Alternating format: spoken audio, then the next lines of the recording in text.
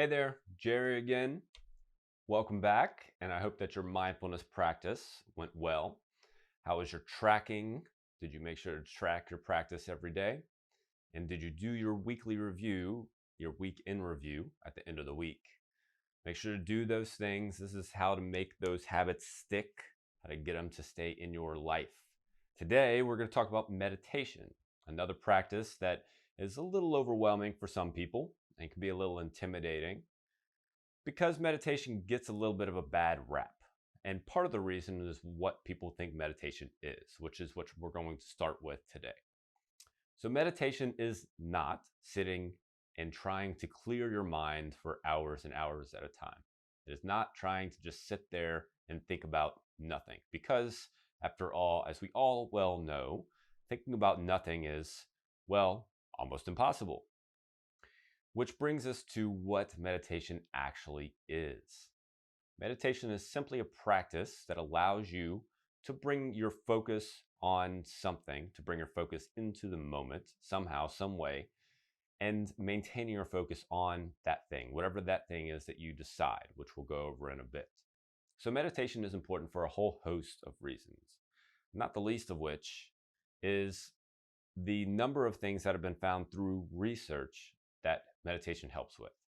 For instance, meditation has been proven to help just as much as some anxiety medicines for lowering anxiety and lowering stress. Simply a regular meditation practice has been proven to help just as much as medicines have.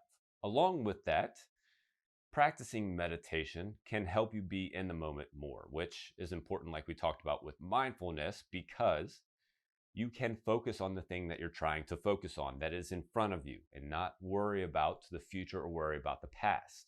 Meditation teaches you to focus and to focus on the moments, to focus on what's in front of you.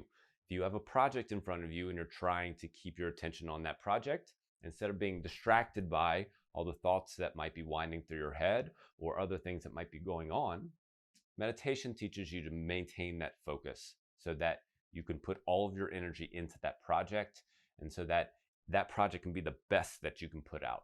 So with that being said, let's look at 3 ways that you can incorporate meditation into your day. And then after we talk about these 3 ways, we're going to go over just the basics of meditation and how you can do this easily so that you're not overwhelmed and intimidated by the thought of meditating and sitting and not thinking about anything for an hour. So the first type of meditation that we're going to talk about is called visualization. Visualization. So it's just bring yourself into that focus moment, onto that visualization thing that you want to focus on, whatever it is. If you want to focus on, like I said, the sun, you can certainly focus on that. If you want to focus on yourself in a moment in time, wherever that moment is, you can focus on that. Or if you have some sort of relaxing thing coming up, or just some relaxing idea or experience that you enjoy, you can focus on that as well. It is just visualizing and maintaining your focus on that thing during your meditation time. So the second strategy or the second type of meditation that we're going to talk about after visualization is called mantra-based meditation. So doing mantra-based meditation is simply sitting down and repeating a mantra over and over and over in your head. For our purposes, we're just going to come up with a mantra. And you can decide whatever mantra that you want, but it should be something that's empowering to you and not disempowering. So for instance, if you're going to come up with an empowering mantra to repeat in your head while you're sitting there, it might be something like, I am a productive person. Or it might be something like, I am strong-willed. Or it might be something like, I am the type of person that constantly works towards my goals. And that's the mantra that you're going to constantly repeat in your head as you're sitting there, focusing on that mantra and focus on the feeling that you're getting as you're repeating that mantra and you becoming that person and that idea that you're repeating to yourself over and over again. The third type of meditation that we're going to talk about today after visualization and mantra-based meditation is called progressive muscle relaxation, or PMR. PMR is best done at night, and we're going to talk about the best time to meditate in a little bit, but When you're doing PMR, the best time to do it is at night. And that's because the purpose of PMR is to relax your body completely. So basically what you do is start at your feet.